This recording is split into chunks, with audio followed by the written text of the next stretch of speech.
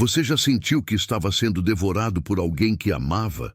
Já percebeu que sua luz era sugada, suas palavras distorcidas, sua realidade reescrita por mãos invisíveis? Já acordou um dia e se perguntou quem você realmente era antes de conhecer aquela pessoa que agora ocupa o centro de tudo? Existe uma força antiga que habita entre nós, uma presença que não se anuncia com gritos, mas com sorrisos calculados, gentilezas envenenadas, promessas que brilham como ouro falso sob a luz do desejo humano. Essa força tem nome, tem rosto, tem método. E esta noite você descobrirá que o narcisista não é apenas alguém que se ama demais. É alguém que não consegue se amar de forma alguma. E por isso ele te devora.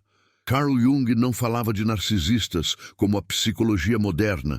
Ele falava de sombras, de máscaras, de personas que viraram prisões. Ele falava de almas fragmentadas, que perderam o contato com o self, com o centro sagrado da existência, e que agora vagam pelo mundo como predadores famintos, buscando nos outros aquilo que não conseguem encontrar dentro de si mesmas.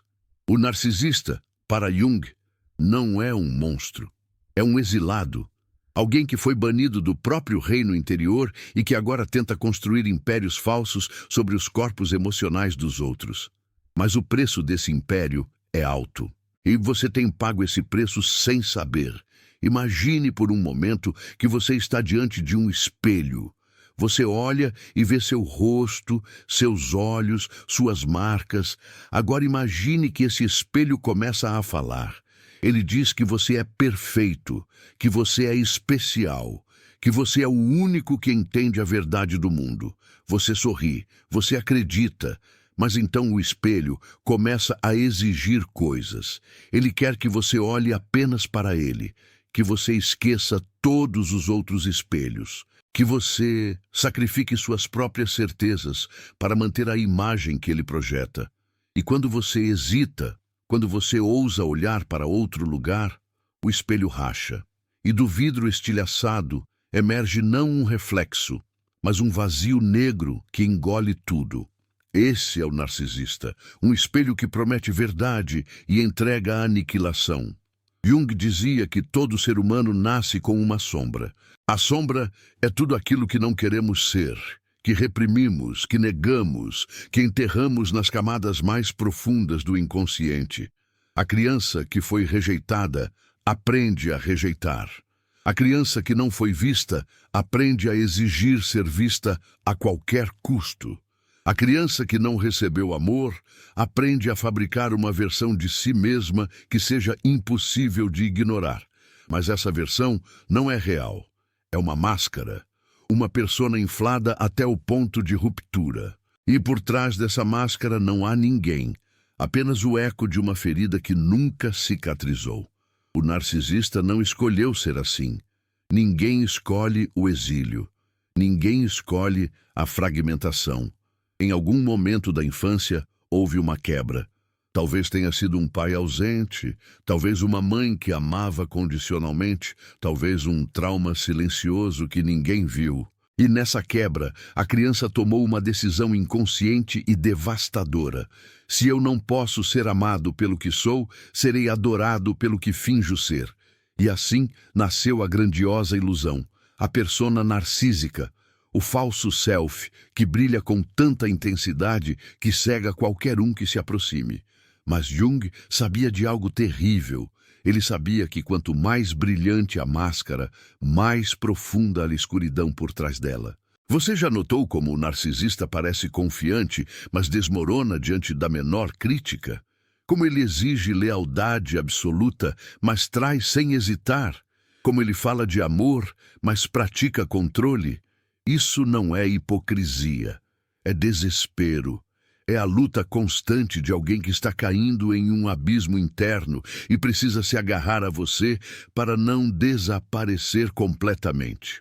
O narcisista não te ama. Ele te usa como âncora, como espelho, como combustível para uma fogueira que nunca pode se apagar, porque no momento em que apagar, ele terá que enfrentar o vazio, e o vazio é insuportável. Jung falava do processo de individuação, a jornada sagrada em direção ao self verdadeiro. É o caminho de integrar luz e sombra, de aceitar todas as partes de nós mesmos, mesmo aquelas que nos envergonham. É o caminho de se tornar inteiro. Mas o narcisista não pode fazer essa jornada. Ele está preso no estágio do ego inflado, do puera eternus, da criança eterna que se recusa a crescer, porque crescer significa aceitar limitações, aceitar imperfeições, aceitar humanidade. E para o narcisista, ser humano é inaceitável, porque humanos falham. Humanos são rejeitados, humanos sentem dor. Então ele constrói uma fortaleza de grandiosidade e de lá de cima olha para o mundo com desprezo disfarçado de superioridade. Mas você que está assistindo isso agora, você sabe o que é estar do outro lado dessa fortaleza. Você sabe o que é amar alguém que nunca realmente te vê. Você sabe o que é dar tudo de si e receber migalhas emocionais.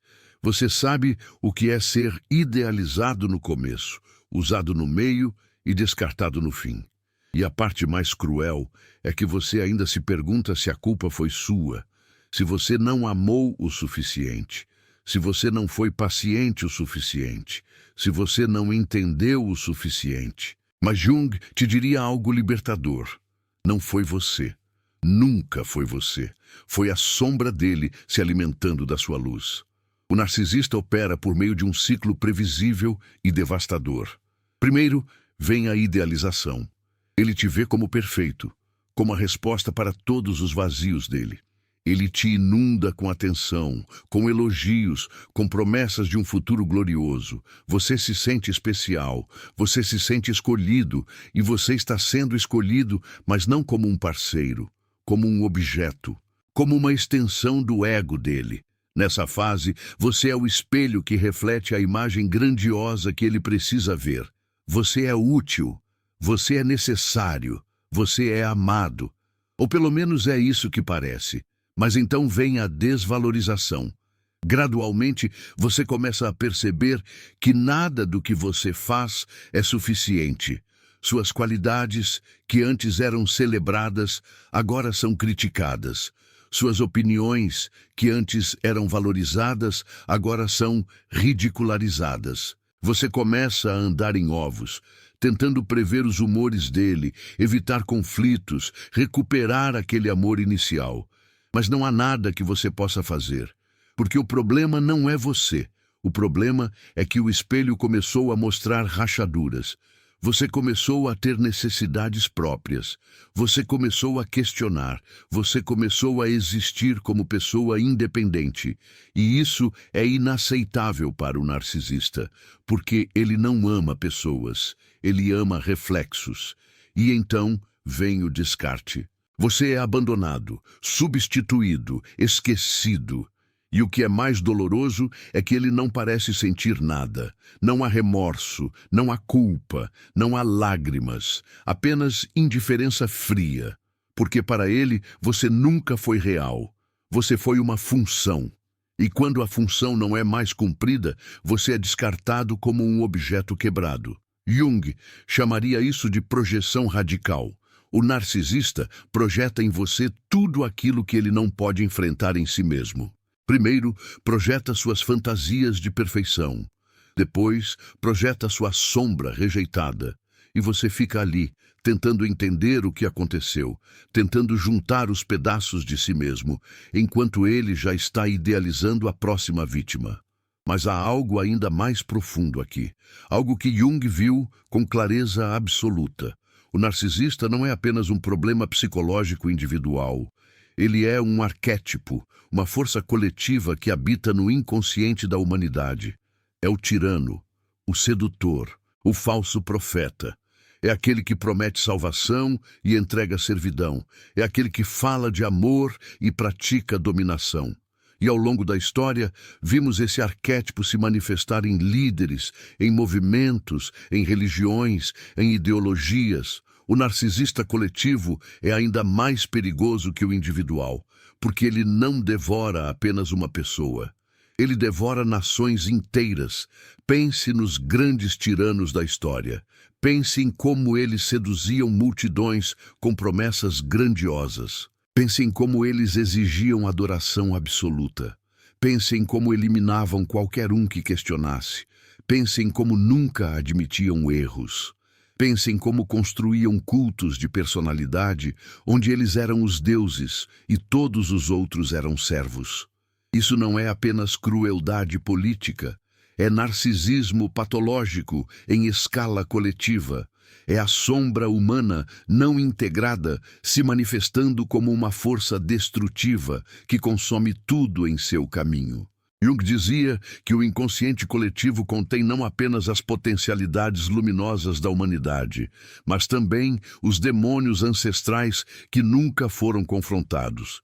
E o narcisista é um desses demônios. Ele é a fome insaciável, a inveja corrosiva, a vaidade destrutiva. Ele é Narciso olhando para o próprio reflexo na água até se afogar. Mas a tragédia não é apenas que ele se afoga, é que ele arrasta outros com ele. Porque o narcisista não pode suportar estar sozinho. Ele precisa de uma audiência, ele precisa de validação constante, ele precisa de você. E aqui está a pergunta que ninguém quer fazer, mas que precisa ser feita. Por que você fica? Por que você tolera? Por que você volta? Jung diria que é porque o narcisista ativa algo dentro de você. Talvez seja seu próprio complexo de salvador. Talvez seja sua necessidade de ser necessário. Talvez seja sua ferida de abandono que faz você acreditar que se você apenas amar mais, se você apenas tentar mais, ele finalmente vai mudar. Mas ele não vai mudar, porque para mudar, ele teria que fazer a jornada de individuação. Ele teria que enfrentar sua sombra, ele teria que descer ao inferno interno e confrontar todos os demônios que ele passou a vida inteira evitando. E isso exige coragem, exige humildade, exige a disposição de morrer para o falso self e renascer no verdadeiro.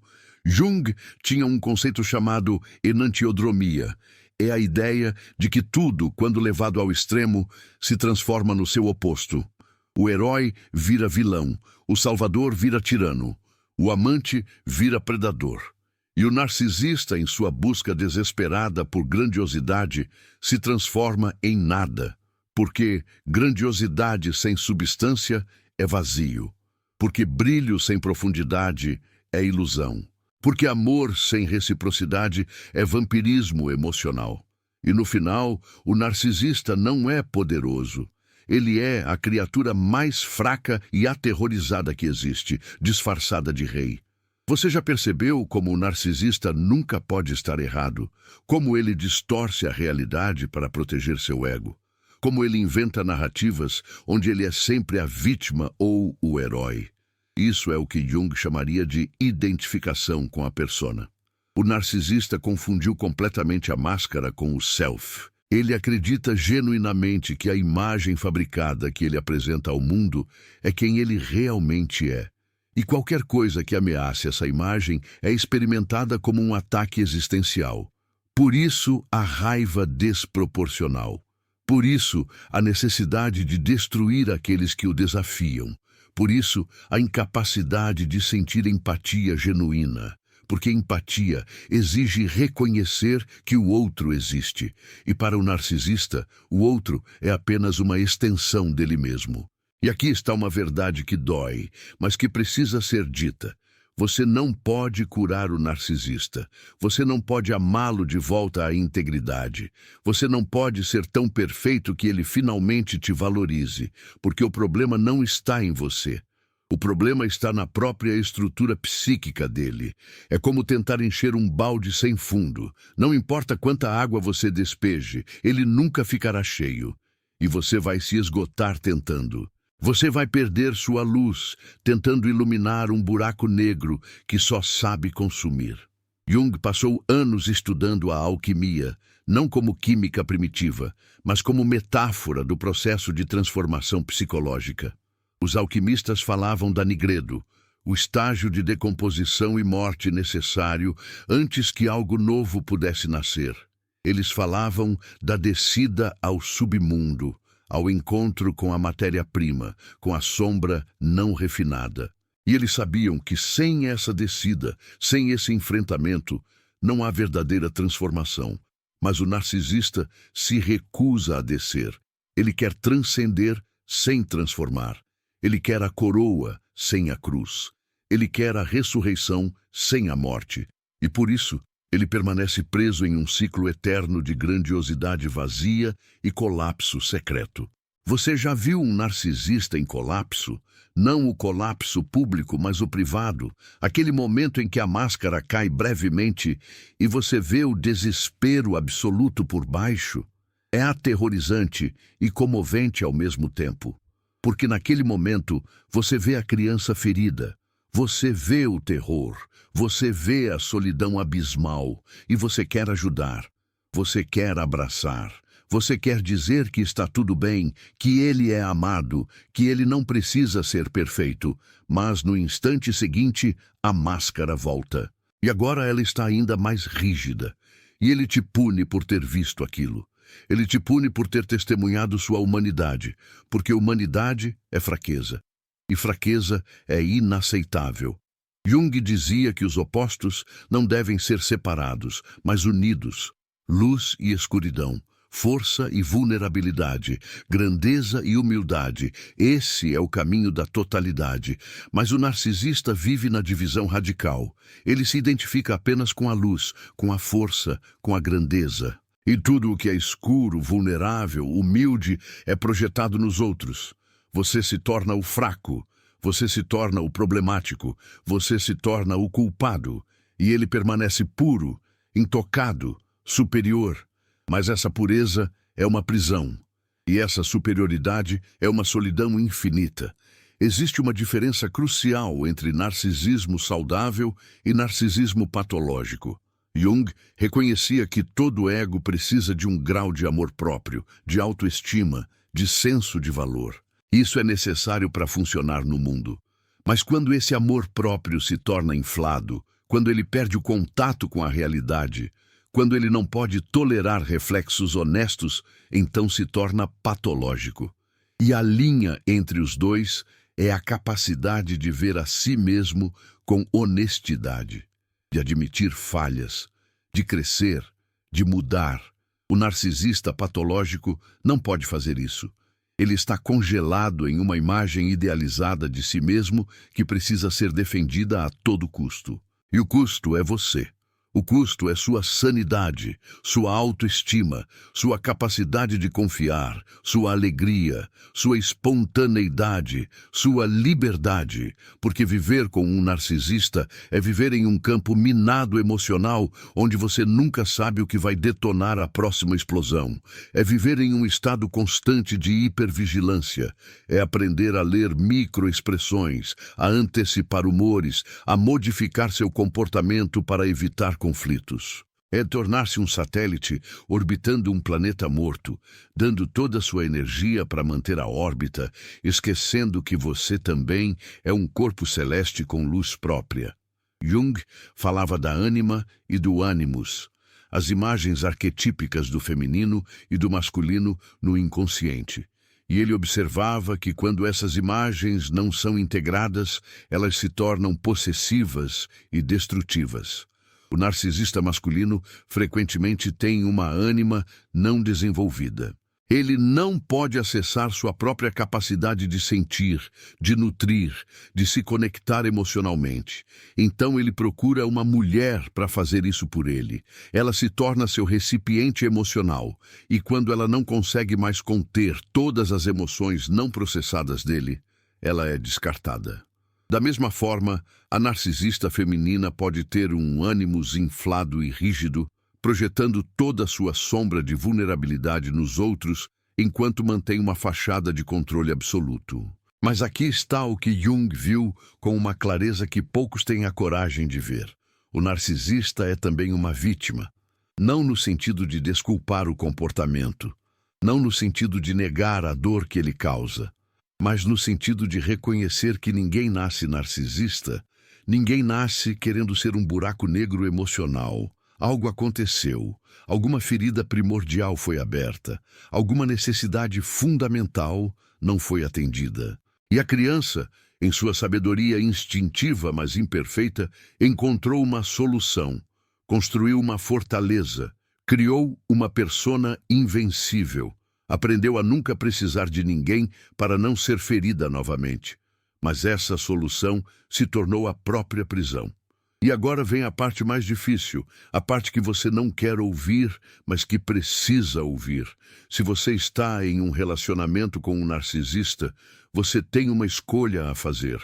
Não é uma escolha fácil, não é uma escolha que pode ser feita levianamente, mas é uma escolha que determinará o resto da sua vida. Você pode continuar esperando que ele mude. Você pode continuar acreditando que seu amor será suficiente. Você pode continuar sacrificando pedaços de si mesmo na esperança de que um dia ele finalmente te veja. Ou você pode fazer algo que parecerá impossível, mas que é a única coisa que pode te salvar. Você pode partir. Partir de um narcisista não é como partir de uma pessoa normal, porque ele não vai te deixar ir facilmente. Ele vai te perseguir, vai te seduzir novamente, vai prometer mudanças, vai te fazer sentir culpado, vai te fazer sentir responsável pela felicidade dele, vai ameaçar, vai implorar, vai alternar entre amor e raiva tão rapidamente que você ficará tonto. E a parte mais cruel é que haverá momentos em que você quase acreditará. Momentos em que ele parecerá genuinamente arrependido. Momentos em que ele parecerá finalmente te ver. Mas esses momentos são armadilhas, são iscas, são a idealização do ciclo começando novamente. E se você voltar, o padrão se repetirá. Só que cada vez será pior. Jung dizia que para se libertar de um complexo, você precisa primeiro reconhecê-lo. Você precisa nomear a besta. Você precisa ver os padrões. Então, você precisa fazer a coisa mais difícil. Você precisa retirar sua energia do complexo. Você precisa parar de alimentá-lo. Você precisa parar de tentar salvá-lo. Você precisa parar de acreditar que você é responsável por curá-lo, porque você não é. A única pessoa que pode curar o narcisista é ele mesmo, e isso só acontecerá se ele bater no fundo absoluto e decidir fazer a jornada de individuação. E a maioria não faz. A maioria prefere continuar no ciclo de grandiosidade e colapso até a morte. Mas você não precisa morrer com ele. Você não precisa se afogar tentando salvar alguém que está se agarrando a você para te puxar para baixo. Você pode escolher a vida. Você pode escolher a integridade. Você pode escolher recuperar os pedaços de si mesmo que você deixou pelo caminho, tentando ser quem ele queria que você fosse. E essa escolha, por mais dolorosa que seja, é o começo da sua própria jornada de individuação. É o momento em que você para de viver para refletir alguém e começa a brilhar com luz própria. Jung tinha uma frase poderosa: torne-se quem você é, não quem seus pais queriam que você fosse, não quem a sociedade espera que você seja, não quem o narcisista precisa que você seja, mas quem você verdadeiramente é nas profundezas do seu self. E essa jornada não pode ser feita enquanto você está preso em uma órbita destrutiva ao redor de alguém que te consome. Você precisa de distância. Você precisa de silêncio. Você precisa de solidão sagrada para ouvir sua própria voz novamente. Porque você esqueceu como sua voz soa. Você passou tanto tempo ecoando as necessidades dele que esqueceu suas próprias necessidades. Você passou tanto tempo validando a realidade dele que perdeu o contato com sua própria realidade. E aqui está algo que ninguém te diz. A recuperação de um relacionamento narcisista não é linear. Você não vai simplesmente sair e seguir em frente. Você vai sentir saudade. Você vai duvidar de si mesmo. Você vai se perguntar se não foi dramático demais, sensível demais, exigente demais. Você vai lembrar dos momentos bons e vai minimizar os maus. Você vai sentir o vício da intensidade que ele proporcionava. Porque sim, Relacionamentos narcisistas são viciantes. Eles ativam os mesmos circuitos neurais que drogas ativam. A intermitência do reforço positivo e negativo cria uma ligação traumática que é extremamente difícil de quebrar. Jung entendia trauma de uma forma que estava décadas à frente de seu tempo. Ele entendia que trauma não é apenas um evento, é uma fragmentação da psique. É uma parte de você que fica presa naquele momento de dor, congelada no tempo, revivendo a agonia repetidamente. E o relacionamento com o narcisista cria trauma complexo. Não é um único evento traumático, mas uma série contínua de microtraumas que vão erodindo sua identidade, sua autoconfiança, seu senso de realidade. É o que chamamos de abuso narcisista. E sim, é abuso. Mesmo que não haja violência física, mesmo que haja momentos de afeto, porque controle é abuso, manipulação é abuso, gaslighting é abuso, invalidação constante é abuso, gaslighting. Essa palavra entrou no vocabulário coletivo recentemente, mas Jung já entendia o fenômeno. É fazer a vítima duvidar de sua própria percepção da realidade. É dizer que algo não aconteceu quando você sabe que aconteceu. É dizer que você está exagerando, que é sensível demais, que está louco. É distorcer conversas. É negar comportamentos. É reescrever a história. E depois de meses ou anos disso, você literalmente não confia mais em si mesmo. Você começa a questionar suas próprias memórias. Você começa a acreditar que talvez você seja o problema.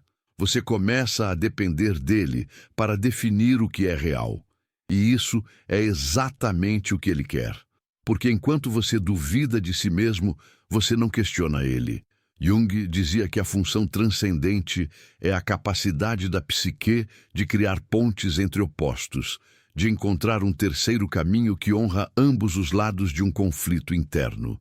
Mas para fazer isso, você precisa ter acesso a ambos os lados. Você precisa conseguir segurar a tensão dos opostos. O narcisista não consegue fazer isso. Ele só consegue viver em extremos. Você é perfeito ou é lixo. Ele é um deus ou é nada.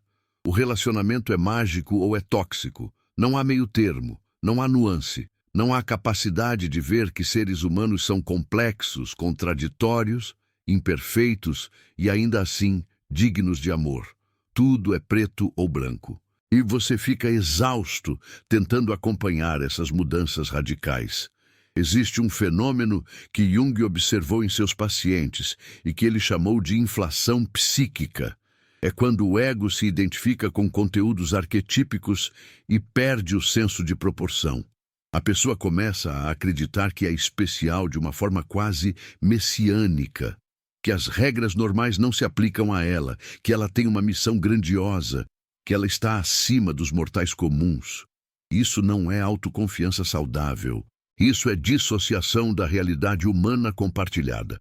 E o narcisista vive em inflação crônica. Ele realmente acredita que é excepcional, que é incompreendido, que é um gênio cercado de medíocres, e qualquer evidência contrária é rejeitada ou distorcida para se encaixar na narrativa grandiosa. Mas por baixo da inflação, sempre há o colapso iminente. Jung entendia isso visceralmente. Ele mesmo passou por períodos de confronto intenso com o inconsciente que quase o destruíram. Mas a diferença é que Jung tinha a coragem de descer, de enfrentar, de integrar. O narcisista não tem essa coragem. Então ele oscila entre inflação defensiva e colapso secreto, entre grandiosidade pública e desespero privado, entre o Deus que ele finge ser e a criança aterrorizada que ele realmente é. E você fica preso nessa gangorra emocional, tentando estabilizar algo que é fundamentalmente instável. Deixe-me te contar algo sobre espelhos. Jung tinha um conceito chamado projeção, e é um dos mecanismos mais fundamentais da psique humana. Nós projetamos nos outros aquilo que não podemos ver em nós mesmos. Às vezes projetamos nossas qualidades positivas. Vemos nos outros a sabedoria, a força, a beleza que não reconhecemos em nós. E às vezes projetamos nossa sombra. Vemos nos outros a raiva, a inveja, a crueldade que negamos em nós mesmos. O narcisista é um mestre da projeção. Ele projeta constantemente sua sombra não integrada nos outros. Você se torna o egoísta quando ele é quem está sendo egoísta. Você se torna o insensível quando ele é quem está sendo insensível. Você se torna o manipulador quando ele é quem está manipulando. E porque ele faz isso com tanta convicção, você começa a acreditar. E aqui está a armadilha mais cruel de todas. O narcisista tem um talento sobrenatural para identificar pessoas empáticas, compassivas, que têm uma capacidade natural de ver o melhor nos outros. Ele não escolhe você por acidente. Ele escolhe você porque você tem algo que ele precisa. Você tem a capacidade de amar incondicionalmente. Você tem a capacidade de perdoar. Você tem a capacidade de dar chance após chance. Você tem luz. E ele precisa dessa luz, porque a dele foi apagada há muito tempo. Então, ele se aproxima. Ele te seduz, não com quem ele é, mas com o reflexo de quem você é. Ele te mostra uma versão de si mesmo que é construída especificamente para te capturar. Jung chamaria isso de identificação com a ânima ou ânimos projetado. O narcisista estuda você. Ele aprende seus sonhos, seus medos, suas necessidades mais profundas. E então, ele se torna exatamente o que você sempre quis. Se você precisa de alguém forte, ele se torna o herói. Se você precisa de alguém sensível, ele se torna o poeta. Se você precisa de alguém espiritual, ele se torna o sábio. Mas nada disso é real. É uma performance calculada. É uma máscara dentro de outra máscara.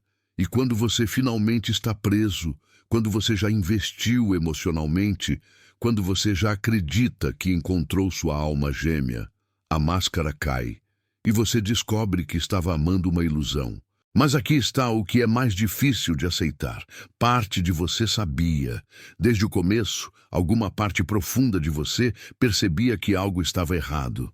Talvez fosse a forma como ele falava dos ex-parceiros, sempre como vítimas de traições ou loucuras alheias. Talvez fosse a velocidade com que ele declarou amor, antes mesmo de te conhecer de verdade. Talvez fosse a intensidade desproporcional, a forma como ele te inundava com atenção de uma maneira que parecia maravilhosa, mas também ligeiramente sufocante. Talvez fosse a forma como ele se gabava de conquistas de uma maneira que parecia estranha. Jung dizia que o inconsciente sempre sabe. Ele te manda sinais, sonhos, intuições, desconfortos inexplicáveis, mas você ignorou. Porque você queria acreditar, porque a promessa era tão bonita, porque você estava solitário, ou ferido, ou esperançoso. E não há julgamento nisso. Todos nós queremos acreditar no amor. O problema é que o narcisista não oferece amor. Ele oferece um contrato transacional disfarçado de romance. Você me adora, me valida, me serve, e eu te dou atenção, momentos de afeto, a ilusão de sermos especiais juntos. Mas no momento em que você quebra qualquer parte desse contrato tácito, no momento em que você tem necessidades próprias, opiniões divergentes, limites claros, o castigo vem. E o castigo nem sempre é óbvio.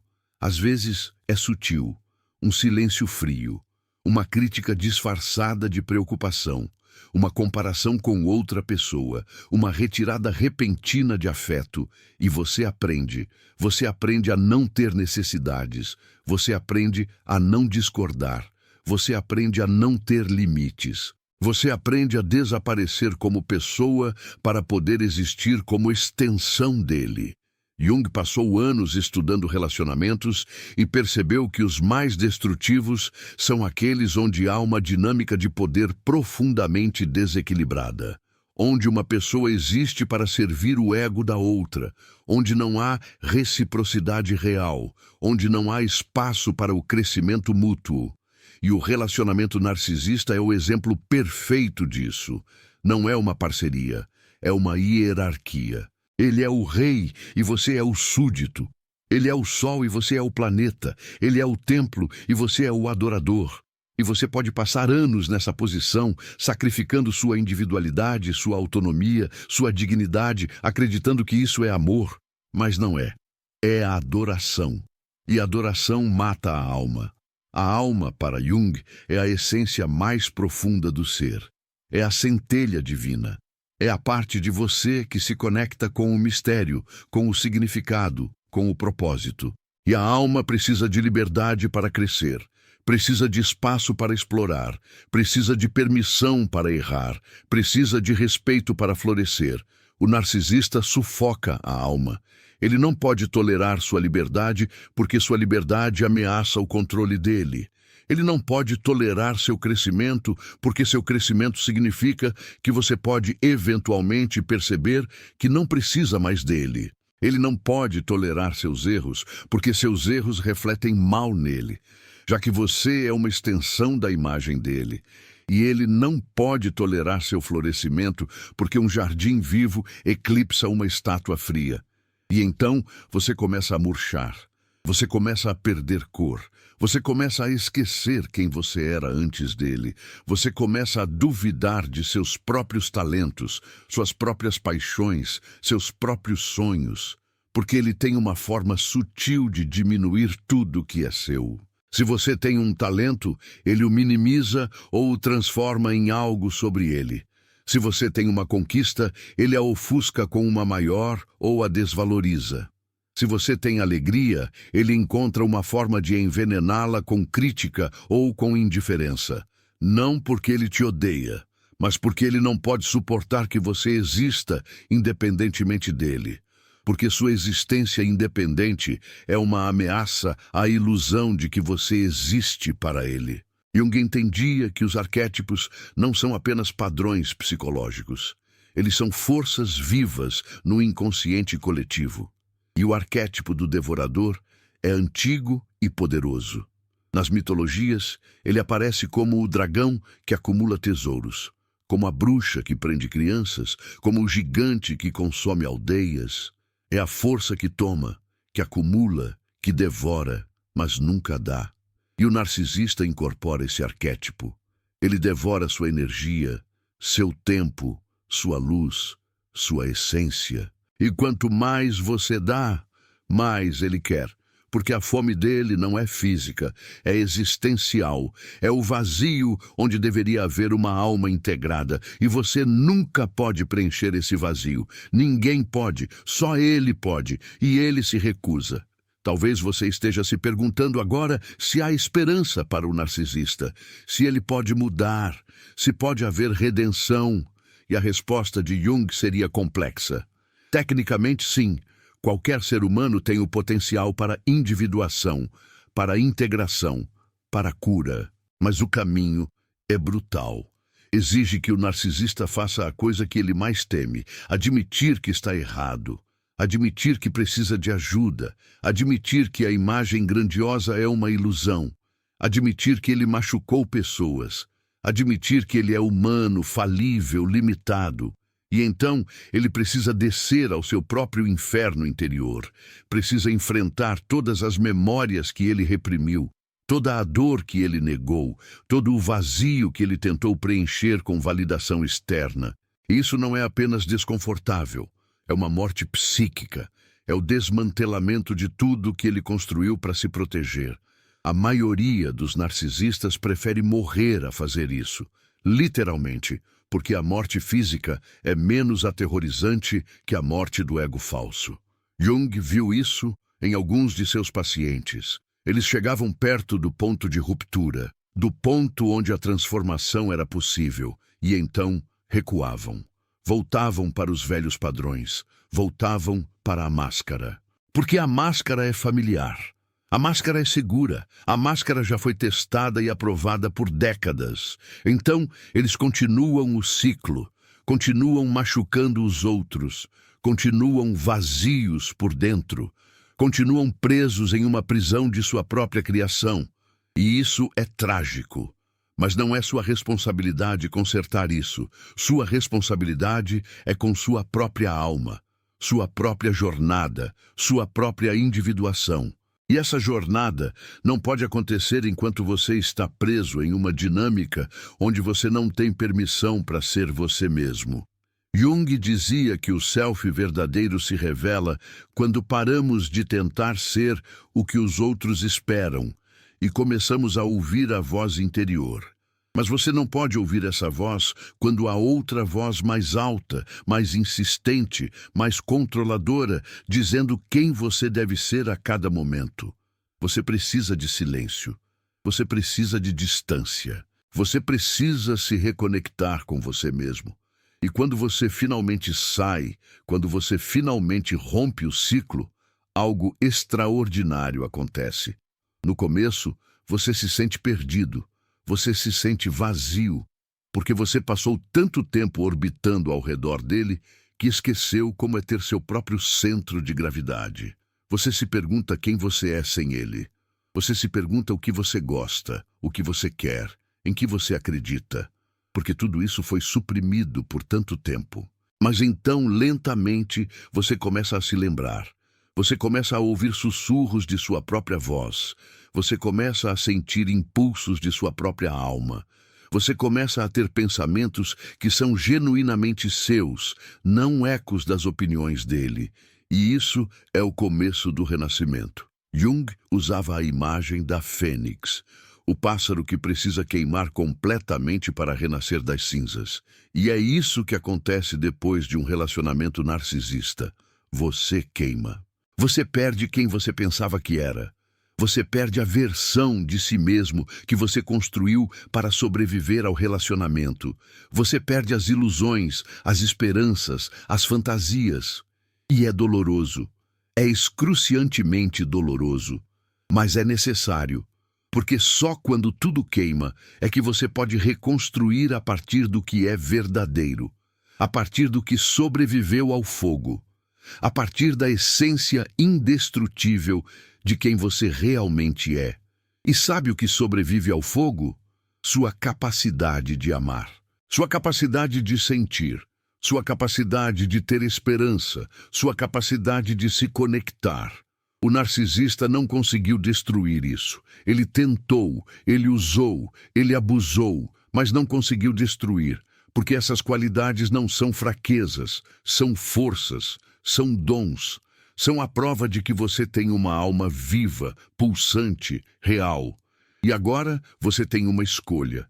Você pode fechar essa alma em uma caixa e jurar nunca mais ser vulnerável. Ou você pode honrar o que você passou, aprender com isso e se abrir novamente, mas dessa vez com sabedoria, com discernimento, com limites.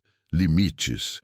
Essa é a palavra que o narcisista mais odeia, porque limites significam que você existe separadamente dele, que você tem direitos, que você tem necessidades que não giram em torno dele, e estabelecer limites com um narcisista é como declarar guerra.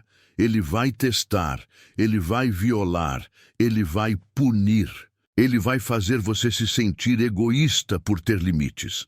E se você ceder, se você relaxar os limites para apaziguá-lo, você ensinou a ele que seus limites são negociáveis, que se ele pressionar o suficiente, você desiste.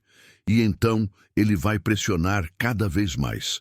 Então a única maneira de ter limites com um narcisista é torná-los absolutos, não negociáveis, e estar disposto a perder o relacionamento para manter sua integridade. Jung sabia que integridade vem da mesma raiz que integrar e inteiro. É sobre ser completo, ser não fragmentado, ser você mesmo em todas as situações, não ter que usar máscaras diferentes dependendo de quem está na sala. E viver com um narcisista força você a se fragmentar. Você tem o você que ele permite que exista, e você tem o você real que precisa ser escondido. E com o tempo, a distância entre esses dois se torna tão grande que você começa a perder o contato com o você real. Você começa a se perguntar se ele ainda existe, se ele alguma vez existiu. Se talvez a versão dele de você seja a verdadeira e você que estava enganado o tempo todo. Mas não, você não estava enganado. Você estava sendo manipulado, você estava sendo treinado para desconfiar de si mesmo. E recuperar a confiança em sua própria percepção é uma das tarefas mais importantes da recuperação.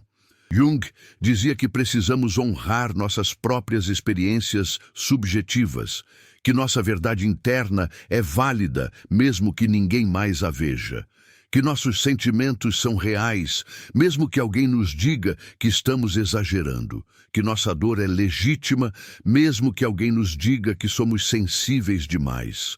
E você precisa se dar permissão para confiar em si mesmo novamente, para saber que se algo parece errado, provavelmente está errado. Para saber que você não é louco, que você não imaginou coisas, que o que aconteceu realmente aconteceu. E quando você finalmente confia em si mesmo novamente, quando você finalmente se reconecta com sua própria verdade, algo muda. Você para de aceitar migalhas emocionais. Você para de dar desculpas para comportamentos inaceitáveis. Você para de acreditar que o amor precisa doer. Você para de acreditar que relacionamentos são batalhas. Você começa a entender que amor real é gentil, que amor real é respeitoso, que amor real permite que você seja você mesmo, que amor real não exige que você desapareça para que o outro possa brilhar. E você começa a querer isso, a exigir isso, a não se contentar com menos que isso. Jung tinha uma visão linda sobre relacionamentos. Ele dizia que dois indivíduos individuados podem se encontrar e criar algo maior que eles mesmos sem perder suas individualidades. Que o relacionamento saudável é entre dois todos, não entre duas metades buscando completude. Que cada pessoa precisa ter seu próprio centro, sua própria jornada, sua própria conexão com o self. E então, a partir dessa completude individual, eles escolhem caminhar juntos. Não porque precisam um do outro para sobreviver, mas porque querem compartilhar a jornada. Porque se enriquecem mutuamente, porque se desafiam a crescer, porque se amam não apesar de suas diferenças, mas por causa delas. Isso é o oposto do relacionamento narcisista. No relacionamento narcisista há fusão, há emaranhamento, há confusão de fronteiras. Você não sabe onde você termina e ele começa, você absorve os humores dele. Você assume responsabilidade pelos sentimentos dele. Você se sente culpado quando ele está infeliz. Você se sente ansioso quando ele está irritado. Você se sente responsável por mantê-lo feliz, validado, satisfeito. E essa é uma carga impossível, porque a felicidade dele não depende de você. Depende dele, da disposição dele de fazer o trabalho interno. E enquanto ele não fizer isso, você pode se sacrificar completamente e ainda assim não será suficiente. Então, deixe ir. Eu sei que parece impossível. Eu sei que você investiu anos, talvez décadas. Eu sei que você compartilhou sonhos, fez planos, construiu uma vida. Eu sei que há memórias boas. Eu sei que houve momentos reais de conexão. Ou pelo menos você acredita que houve. E talvez tenham havido. Ou talvez tenham sido ilusões também. Mas mesmo que tenham sido reais, mesmo que tenha havido amor genuíno em algum momento, isso não muda o fato de que o relacionamento agora é tóxico, que ele está te destruindo, que você está perdendo a si mesmo, e nenhum relacionamento vale a perda da sua alma. Jung dizia que, às vezes, a maior lealdade que podemos demonstrar a alguém é deixá-lo enfrentar as consequências de suas próprias escolhas. Que salvá-los dessas consequências é, na verdade, roubar deles a oportunidade de crescer. E quando você fica com o narcisista, quando você continua absorvendo o comportamento dele, quando você continua desculpando, justificando, tolerando, você está roubando dele a única coisa que poderia forçá-lo a mudar: a perda. Às vezes, as pessoas só mudam quando perdem algo que valorizam. E se ele nunca perde você, Se você sempre volta, se você sempre perdoa, sem que haja mudança real, por que ele mudaria? Ele tem tudo o que quer. Ele tem você. E você não está indo a lugar nenhum. Mas você pode ir, você pode escolher sua própria vida, sua própria sanidade, sua própria alma. E quando você faz isso, uma de duas coisas acontece. Ou ele finalmente acorda e decide fazer o trabalho brutal de enfrentar a si mesmo. Ou ele simplesmente encontra outra pessoa para ocupar o lugar que você deixou. E se for a segunda opção, isso vai doer. Vai doer ver como rápido você foi substituída. Vai doer ver ele repetindo os mesmos padrões com outra pessoa. Vai doer ver a nova pessoa passando pela fase de idealização que você passou. E você vai querer avisar. Você vai querer gritar para ela correr. Mas você não pode, porque ela precisa de sua própria jornada. Ela precisa aprender suas próprias lições. E seu trabalho agora não é salvar os outros. É salvar a si mesma. E salvar a si mesma significa fazer o trabalho que ele se recusou a fazer. Significa enfrentar sua própria sombra. Significa perguntar por que você tolerou o intolerável. Significa olhar para suas próprias feridas de infância que te tornaram vulnerável a esse tipo de dinâmica.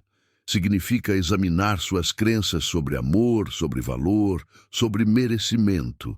Significa curar as partes de você que acreditavam que amor precisa ser conquistado, que você precisa provar seu valor, que você não é digna de ser amada simplesmente por existir. Jung chamaria isso de trabalho da sombra, e é difícil, é doloroso, mas é libertador. Porque quando você faz esse trabalho, quando você integra sua sombra, quando você cura suas feridas, algo mágico acontece. Você para de atrair narcisistas. Você para de tolerar comportamentos abusivos. Você reconhece os sinais de alerta imediatamente. Você estabelece limites sem culpa. Você escolhe pessoas que te tratam com respeito. Você atrai relacionamentos saudáveis. Porque você mudou sua frequência. Você não está mais vibrando na frequência de trauma e carência. Você está vibrando na frequência de integridade e completude. E isso atrai um tipo completamente diferente de pessoa. Jung tinha um conceito chamado sincronicidade. É quando eventos externos refletem estados internos. Quando o universo parece conspirar para te ensinar o que você precisa aprender. E o relacionamento narcisista foi uma sincronicidade. Foi o universo te forçando a enfrentar algo que você estava evitando. Talvez seja aprender a ter limites. Talvez seja aprender que você não pode salvar as pessoas. Talvez seja aprender que você é digna de amor verdadeiro.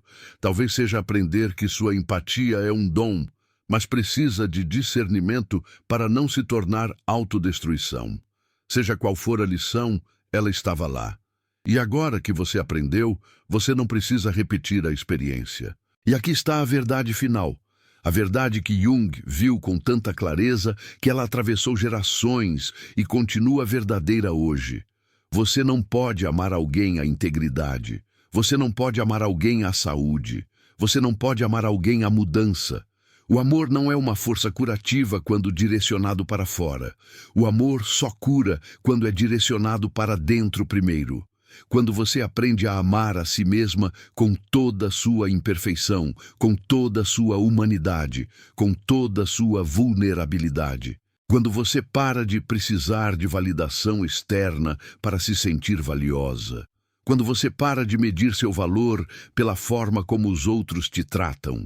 Quando você simplesmente sabe, nas profundezas do seu ser, que você é digna, não por causa de algo que você fez, mas porque você existe. Porque você é uma manifestação única do mistério da consciência. Porque você é uma centelha do divino. E quando você sabe isso, quando você realmente incorpora isso, o narcisista perde todo o poder sobre você. Porque o poder dele sempre foi baseado na sua incerteza sobre seu próprio valor. Ele identificou essa incerteza e a explorou. Ele te fez duvidar de si mesma para que você dependesse dele para definir sua realidade. Mas quando você se torna sua própria autoridade, quando você confia em sua própria percepção, quando você sabe seu próprio valor, ele não tem mais nada para explorar. As táticas dele não funcionam mais. As manipulações dele são transparentes e você simplesmente se afasta. Não com raiva, não com vingança, mas com clareza, com compaixão por si mesma, com um compromisso inabalável com sua própria integridade. E talvez, apenas talvez, sua partida seja o choque que ele precisa. Talvez seja o momento em que ele finalmente bate no fundo. Talvez seja o catalisador para sua própria jornada de individuação. Ou talvez não seja. Talvez ele simplesmente continue o padrão com outra pessoa. E você nunca saberá, porque você não vai estar lá para ver. Você vai estar ocupada, reconstruindo sua própria vida, redescobrindo sua própria voz, se reconectando com sua própria alma. Você vai estar ocupada vivendo, realmente vivendo, não sobrevivendo, não andando em ovos, não se contorcendo para se encaixar em expectativas impossíveis, mas vivendo com autenticidade, com alegria, com liberdade. Jung dizia que o objetivo da vida não é a felicidade, mas o significado. E há um significado profundo no que você passou. Você desceu ao seu próprio inferno. Você enfrentou suas próprias sombras. Você sobreviveu ao insuportável. Você aprendeu quem você é quando tudo é tirado de você. Você descobriu uma força que você não sabia que tinha. Você encontrou uma voz que estava silenciada há anos, e agora você tem uma escolha sobre o que fazer com essa sabedoria. Você pode deixá-la te amargar, ou você pode deixá-la te transformar. Você pode usar sua dor para construir muros, ou você pode usar sua dor para construir pontes, pontes para si mesma, pontes para os outros que estão passando pelo mesmo. Pontes para uma versão mais sábia, mais compassiva, mais integrada de quem você pode se tornar. O narcisista ergueu seu trono entre nós. Ele se sentou lá, exigindo adoração, consumindo almas, construindo impérios de ilusão. E o preço foi revelado. O preço é a verdade.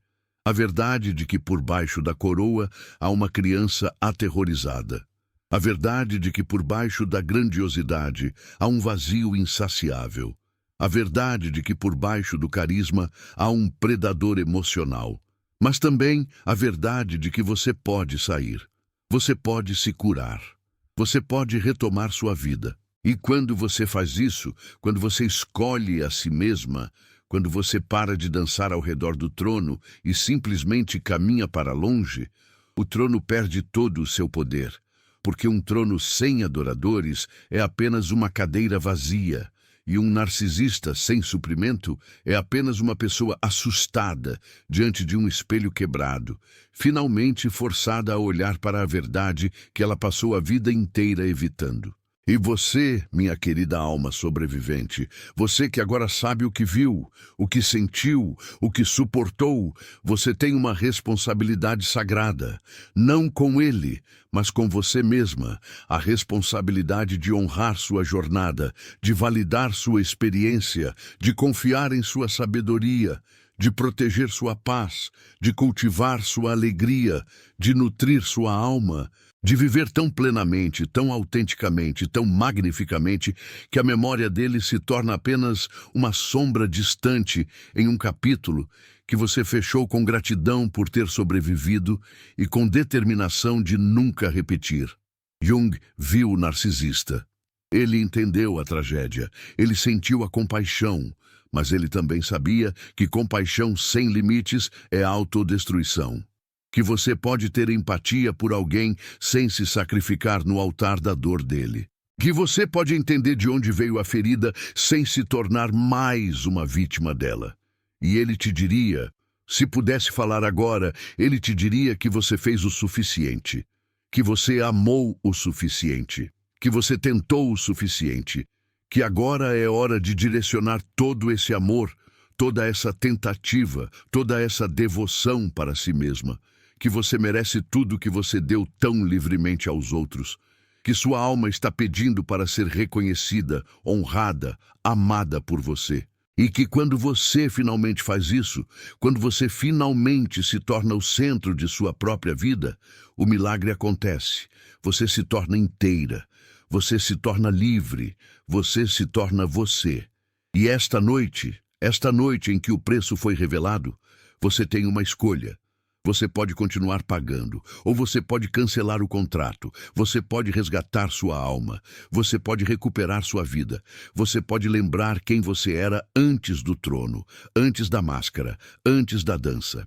Você pode voltar para casa, para si mesma. E quando você faz isso, quando você finalmente faz isso, você percebe algo extraordinário. Você percebe que o lar nunca foi ele, nunca foi o relacionamento. Nunca foi a validação externa. O lar sempre foi você. Sua própria consciência, seu próprio coração, sua própria alma. E você pode visitar esse lar a qualquer momento. Você pode descansar lá. Você pode se curar lá. Você pode florescer lá. Porque esse lar nunca pode ser tirado de você. Nunca pode ser invadido. Nunca pode ser destruído. É seu. Eternamente seu. E agora você sabe o caminho de volta. Então, respire profundamente.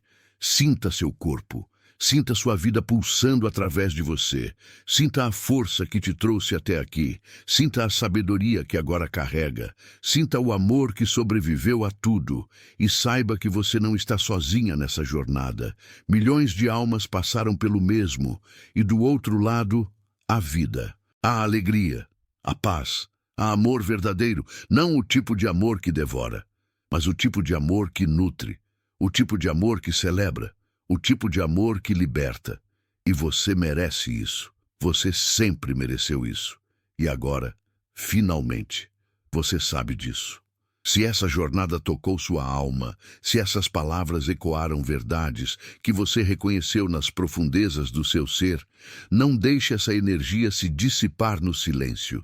Compartilhe essa mensagem com alguém que precisa ouvi-la. Deixe sua marca de luz aqui nos comentários, contando como essa sabedoria transformou algo em você. E se você está pronta para mais mergulhos nas verdades que a psicologia profunda tem a revelar, se inscreva neste canal, porque a jornada de individuação não termina aqui. Ela apenas começa. E toda vez que você escolhe a consciência sobre a inconsciência, toda vez que você escolhe a verdade sobre a ilusão, toda vez que você escolhe a si mesma sobre a autodestruição, você está caminhando no mesmo caminho que Jung trilhou. O caminho de se tornar quem você verdadeiramente é. E esse caminho, embora solitário às vezes, é o único que vale a pena percorrer. Nos vemos na próxima revelação.